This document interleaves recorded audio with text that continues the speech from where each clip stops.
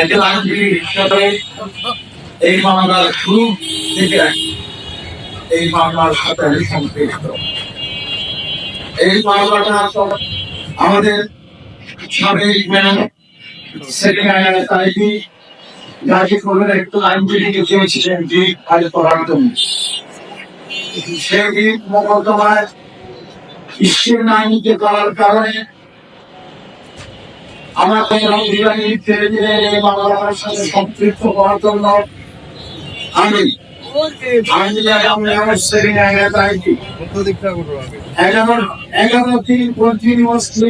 হাইকোর্টে এই মামলাটা আগে আইনজীবী লিখেছিলেন, সেই মামলাটা আমার পুনরায় লিখে এবং আমাদের দেশের গণতান্ত্রিক এবং আইন পেশা অগ্রসরী ডক্টর কামাল সাহেবের সাথে এই দিক নিয়ে আলোচনা করতে গিয়ে আমরা জিনিসটা পুনরায় আবার শুনানি করি এবং আমার মহানুচ্চ এবং স্থগিতাদেশ প্রদান করে এবং অপরতি সেই স্থগিতাদেশটা বিদ্যমান আছে।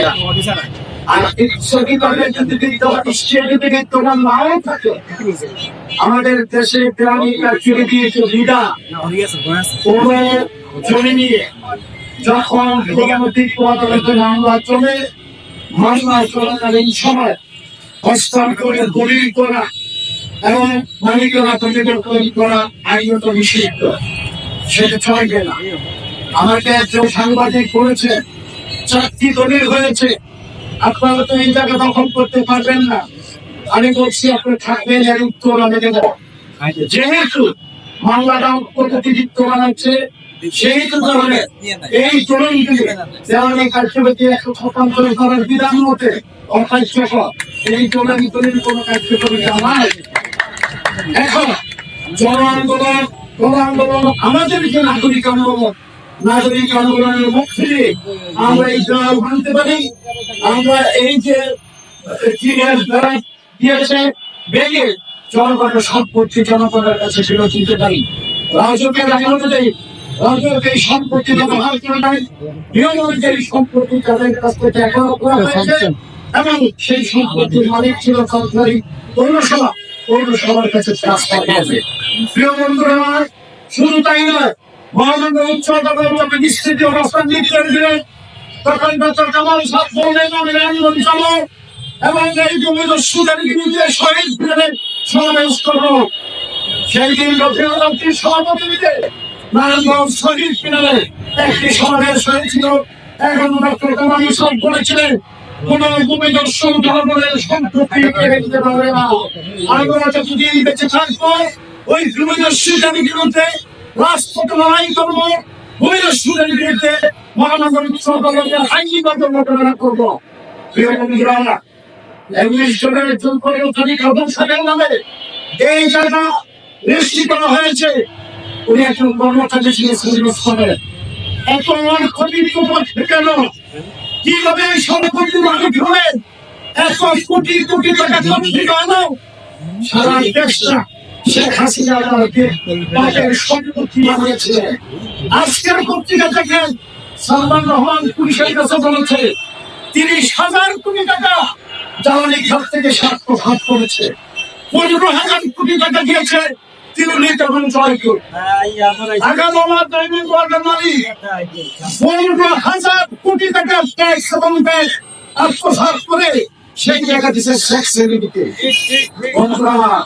এই দেশটা শেখ হাসিনা জাতীয় গভর্নমেন্ট করছে, এখানে স্বাধীনতা তানভীররা কাজলরা, এখানে স্বাধীনতা সারা নান্দয় সেই ব্যাংক থেকে শুরু করে ধলেশ্বরী শীতলক্ষা থেকে শুরু করে মেয়েরা সমস্ত জায়গা সম্পদ যেই পছন্দ হয়েছে সেই তাদের প্রত্যেক সম্পত্তি হিসেবে তাদের করেছে।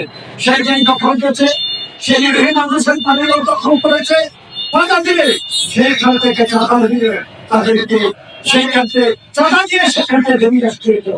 এ কথার মধ্যে দিয়ে আজকে যারা আমাদের সিটি কর্পোরেশনের দায়িত্ব আছেন তাদের দায়িত্ব কি হবে?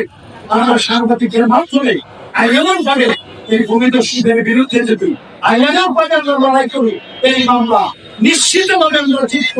কারণ এখানে যে এই দলিল হয়েছে রিস্ক তোমার সেই দূরের করে নোট পাল্টি দিচ্ছে, সেইটা আমাদের উপর না আনবেন, জনগণের উপর কার্যক্রম হয়েছে, সেই মাদকগুলি সেই গোয়েলগুলি পাঠিয়ে মতো তোমাকে সেখানে একটি আলাদাভাবে দরখাস্ত করে সবাই করে গোয়েলগুলি পাঠিয়ে ব্যবস্থা করতে হবে। পাশাপাশি আমাদের পপুলারের উদ্দেশ্য বলতে চাই, পপুলার আপনারা সেই দিন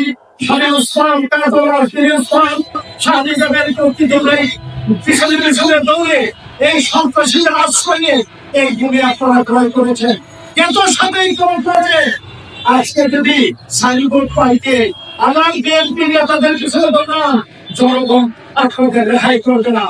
পপুলার নারায়ণগঞ্জ শহরে কি করে আপনারা দেখেন কি করে এক একটা পরীক্ষায় একজন সরকার বলতেছে 15% কমিশন কম, আর 99 জন ডাক্তার বলতেছে 15% কমিশন কম না। একটা রোগী গরিব অসহায় রোগী এখানে চিকিৎসা করে, তার কাছে একজন ডাক্তার জনগণের পয়সা ট্যাক্সের ডাক্তার আজকে প্রফেসর হয়েছে, আজকে সে একজন ডাক্তার হয়েছে, তার নীতিভুক্ত নাই, মূল্যবোধ নাই, দেশপ্রেম নাই, সব নাই। কষায় করতো রাষ্ট্রের 3টা বছর রোগী দেখে 12,000-1,000 টাকা এই দরিদ্র মানুষের কাছ থেকে দিচ্ছে। পপুলার তাদের থেকে না, পপুলার 100 টাকার পরীক্ষা 500 টাকা দেয়, পপুলার কাজের থেকে না, পপুলারের খুব পাঠিয়ে পুরো মানুষ থাকতে পারে না। একটা মানুষের রাস্তা দিবে একটি গাড়ি যারা সব বিক্রেতা তাদের গাড়িকে পুরের সামনে থাকে না, নানা মধ্যে যানজটের কারণ হচ্ছে পপুলার। আপনারা হাজার হাজার কোটি টাকা তুলে আপনারা যারা ওষুধ বিক্রেতা তাদের গাড়ি পার্কিংয়ের ব্যবস্থা করেন, ডাক্তারদের গাড়ি পার্কিংয়ের ব্যবস্থা করেন, রোগীদের গাড়ির পার্কিংয়ের ব্যবস্থা করেন, অর্ধেক রাস্তা দখল করে আজকে জনজট যানজট সৃষ্টি করে মানুষকে বিপদগ্রস্ত করে টাকা রুজি করবেন। বগুড়া থেকে এসে নানান দিকের টাকা লুট করে নিয়ে যাবেন, আমরা নানান দিকে বসে মুখ সুসমস্যা করেন। আমরা বলছি বিরোধী বলতে চান পপুলারের সামনে রাস্তা ক্লিয়ার করেন, হাঁটাঘাটি বন্ধ করে যেই দলিল করছে সেই দলিল সরকার প্রণীত হয়ে বাতিল ঘোষণা করে, নয়তো ব্যবসা যাবে, নয়তো আইন সালার খুঁটিয়ে যাবে এবং নারায়ণগঞ্জের মানুষের বর্তমান পৃথিবীতে আপনারা এখান থেকে বিদায় হবে। আইন বিরোধী কাজ করেছে, হাত দিয়ে সন্ত্রাসীদের সাথে হাত দিয়ে জনগণের সম্পত্তি গ্রহণ করেছে।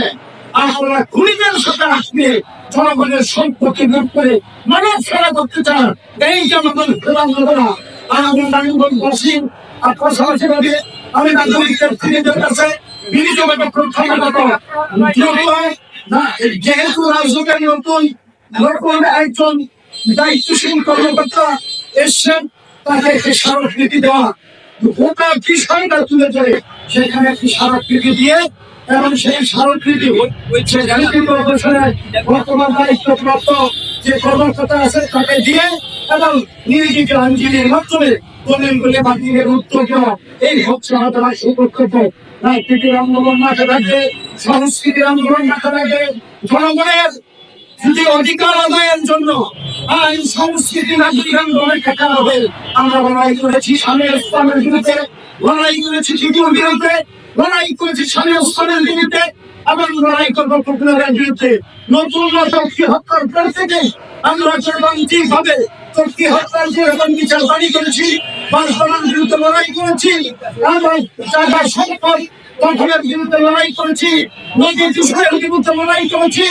আমরা যেমন ট্রেন আনার জন্য নারায়ণগঞ্জের ট্রেন লাইন চালু করার জন্য আমরা স্মারকলিপি দিয়েছি, যেখানে জনগণের আন্দোলন আছে সেইখানে নাগরিক কমিটি, চক্রী আন্দোলন, সাংস্কৃতিক চোট আন্দোলন, নারায়ণগঞ্জের যে সকলেই সাংস্কৃতিক আন্দোলন লড়াইয়ের দায়িত্ব কাজে নিয়ে পুলিশ সামনে গেছে, কখনো পিছপা হয় নাই।